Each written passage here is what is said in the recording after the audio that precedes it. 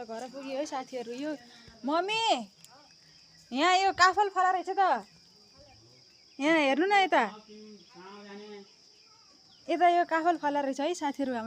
हाम्रोतिर चाहिँ यसलाई काफल भन्छ, अनि ऊ त्यसलाई चाहिँ हाम्रोतिर चाहिँ के भन्छ भने चाहिँ लालीगुराँस भन्छ, अनि उतातिर बेला के भन्छ थाहा भएन होइन।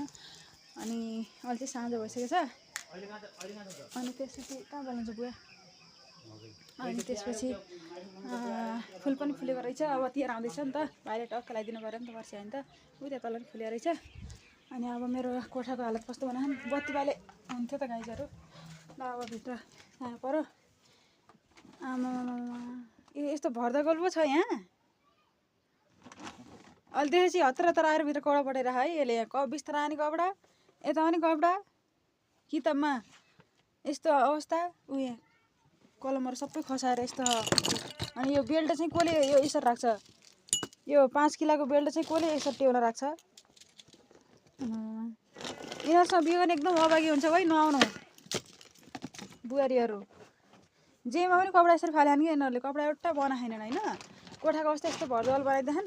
मेरो कोठा हेरिदिनु भनेर म गाउँ आउँ खासमा, अहिले आउँदाखेरि कोठाको अवस्था यस्तो हो। यो फोटोमा पनि म छैन होइन, यिनीहरूले आफ्नो कोठा मात्रै राखेका छन्। अनि कोठाहरू चाहिँ यस्तो भरदल बनाइदिएन। अब यिनीहरूले स्यालेरी पाउँदैनन् होइन। अनि त्यही हो, तँलाई के भन्नु छ छैन? सरी भन्न त। अनि कोठा यस्तो किन बनाइस्, यसले माफी मागेको छैन है साथीहरू। यस्तो बनाएन कोठाको अवस्था। ल बाई बाई, घर पुग्यो साथीहरू, बाई बाई।